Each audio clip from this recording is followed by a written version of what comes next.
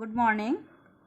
आज संस्कृत क्लास 9-10 को प्रत्यय प्रकरण के बारे में बताना जा रही हूँ। संस्कृत में प्रत्यय का बहुत महत्वपूर्ण स्थान है। जैसे हिंदी के प्रत्ययों के बारे में आप लोग पढ़े हैं, उस तरह से संस्कृत के भी प्रत्यय होते हैं, जिसकी जानकारी आप लोगों को मैं दे रही हूँ। प्रत्यय का अर्थ क्या होता है? प्रत्यय किसी भी क्रिया के अंत में लगता है, जैसा आप लोग हिंदी में जाने हैं। उसी तरह से प्रत्यय मुख्यतः धातु के अंत में प्रयुक्त होता है और इससे नए शब्द का निर्माण होता है। इसके दो भेद होते हैं, कृदंत और तद्धित। अब कृदंत क्या है, तद्धित क्या है, ये आप लोग जानिए।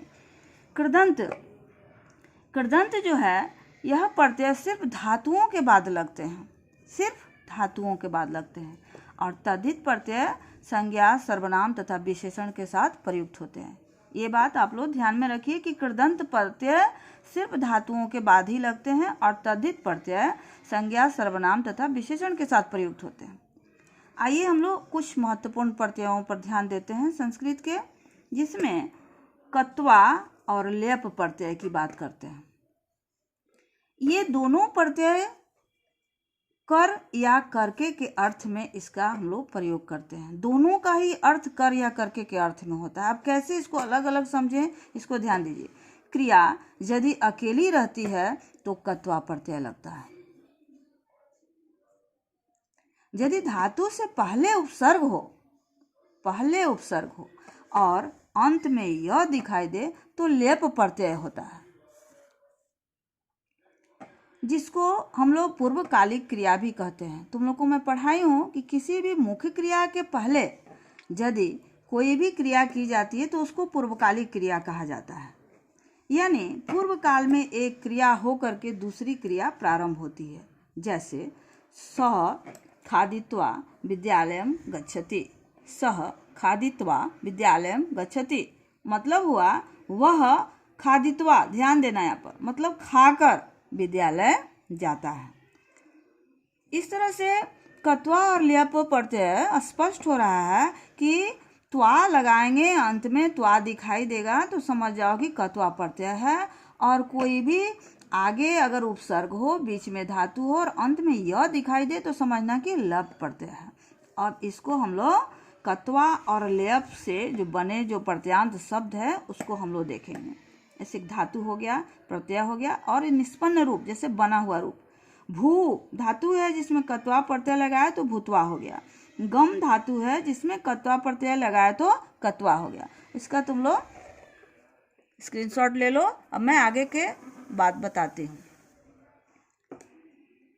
पा जोड़ कत्वा पितवा हो गया। पी करके नी जोड़ कत्वा नित्वा ला करके क्री जोड़ कत्वा कृत्वा, दृश्य जोड़ कत्वा दृष्टवा। इस तरह से कत्वा प्रत्यय से जो निष्पन्न रूप हमारे बनते हैं धातु के साथ जुड़ करके, ये मैंने आप लोगों को बताई। अब हम लोग लेप प्रत्यय के बारे में भी कुछ समझेंगे। उसमें कैसे बनता है, उपसर्ग धातु और लेप मिलकर क्या निष्पन्न रूप बनता है। बी उपसर्ग है, इसमें जी धातु और लेप प्रत्यय लगा तो बीजित्य हो गया। इसे दिखाई दे रहा लास्ट में य, इसका मतलब होता है जीत कर।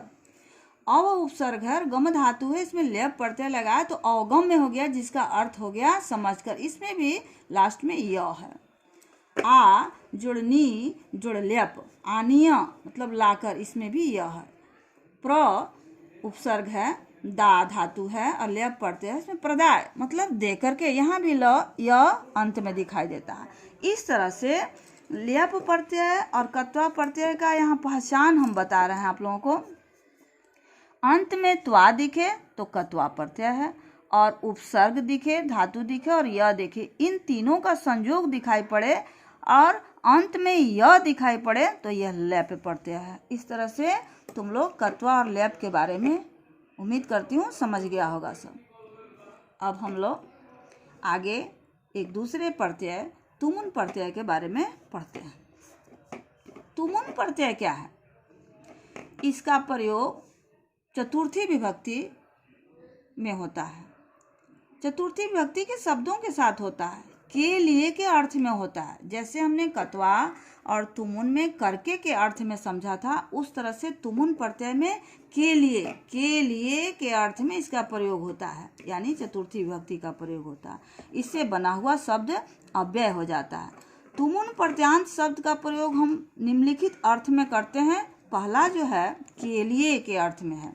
जैसे एक उदाहरण से समझा रही हूँ, सह पठितुम आगच्छति, वह पढ़ने के लिए आया। यहाँ पठितुम, यह जो शब्द है वह पढ़ने के लिए। क्लियर है। दूसरा, जहाँ पर्याप्त अर्थ में अलम का प्रयोग होता है, जैसे ते युद्धम अलम, वे लड़ने में समर्थ हैं। तीसरा, काल समय बेला के अर्थ में भी तुमुन प्रत्यय का प्रयोग होता है। जैसे अयम पठितुम बेला अस्ति, पठितुम बेला, यह पढ़ने की बेला है। चौथा, सकना, चाहना, शुरू करना आदि में भी तुमुन प्रत्यय का प्रयोग होता है चतुर्थी विभक्ति के साथ। जैसे सह पठितुम शक्नोति, वह पढ़ सकता है। सह पठितुम इच्छति, वह पढ़ना चाहता है। समझ रहे हो तुम लोग। अब इससे संबंधित तुमुन प्रत्यांत शब्द भी थोड़ा सा देखो, जिससे तुम लोगों को सब कुछ समझ में आ जाएगा।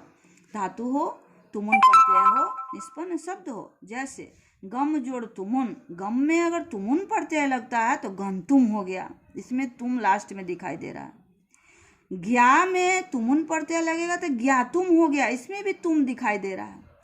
दृश्य जोड़ तुमुन, इसमें भी तुमुन प्रत्यय लगा तो दृष्टुम हो गया। इस तरह से अगर इसको पहचानने के लिए, इस प्रत्यय को पहचानने के लिए अंत में अगर तुम मिले तो समझना कि यह तुमुन प्रत्यय यहाँ लगा हुआ है। इस तरह से तुम लोग इन प्रत्ययों के बारे में आज जाने। बाकी प्रत्ययों की जानकारी हम अगले वीडियो में देंगे। धन्यवाद।